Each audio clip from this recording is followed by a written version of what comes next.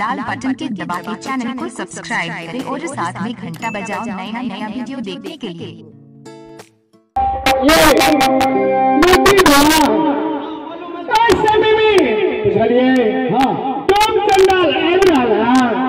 जरूर सती रंगावती के दिल की लालसा पूरा उठा देते। हाँ अमेरिका खाना मार देते हाँ यदि ना हमारा तो बहुत मन खुश है। सच कछिया आज में तो झूठ बोले छी। हाँ कहियो ठीक से ए हाँ अपना सब चलो बुझलिए डोंबा भैया आइ रहले देखे छियै ये हल्ला कर लियो तार महारानी अरे भैया बजाओ तो महारानी अच्छा अपने गए कोई काम है हमारा साथ बोले पहले ही कहो डोंबा भैया अपने की हम भेजने थे कहा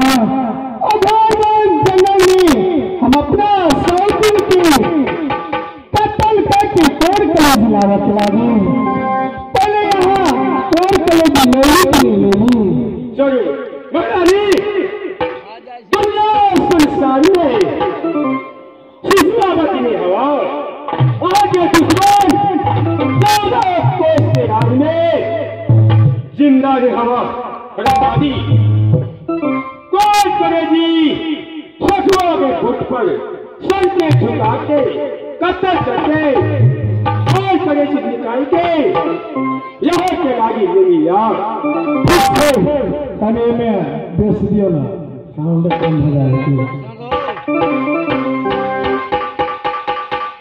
पहले हमरा कौन करेगी दिया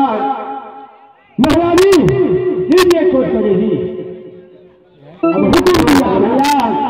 सुना के छिए कान खुल के बोला बस्तीपुर से लेके बुझला चिकना बाजार तक जब भट्टी सुने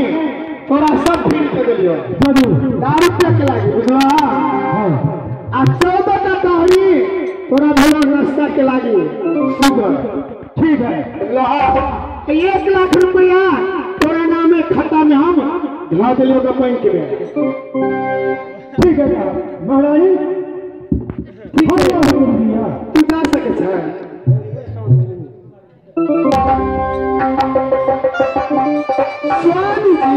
स्वामी जी कहाँ जाके बैठिए ईश्वर हे परमात्मा ऐसे में सती रमावती के दिल में लालसा पूरा भगे कौन करे जी अपने सौतिन के भूज के अपने महल में सुंदर कला बना के और अनमहल में अपना भोजन कराते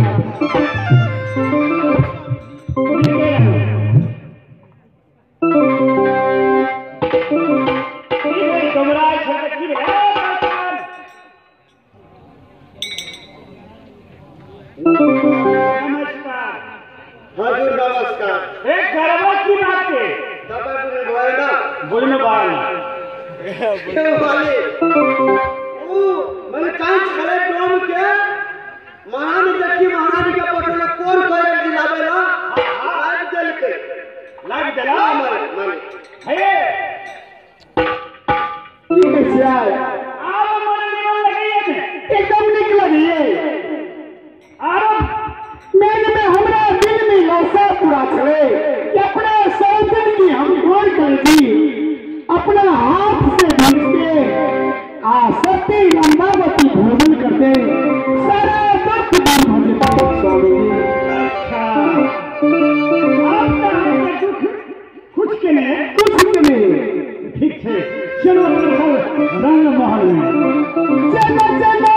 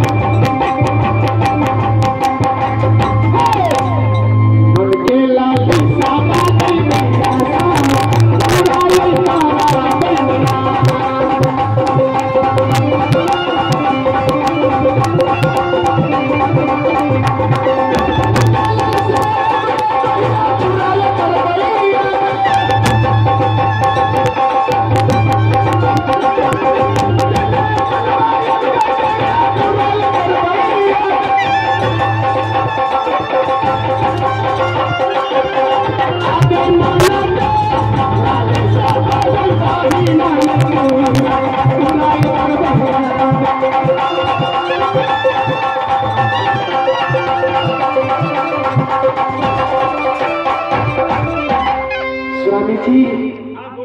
ऐसे में नहीं, चलो अपना महल में सुंदर कबाब बनाते दोनों प्राणी अपना महल में भोजन करवे। ठीक है चलो। हमरी ओरिया हो राजा, हमरी ओरिया, हमरी ओरिया हो सैया, हमरी ओरिया मेरा ना बला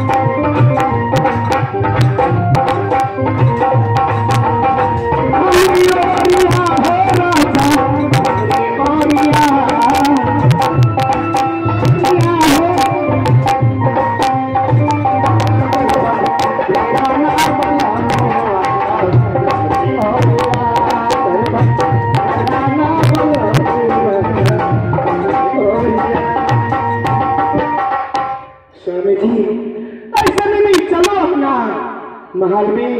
सुंदर कबाब बने कई कोई कलेजी के स्वामी जी। एक बात कहूँ का आई खाना नहीं खाने छे मेज में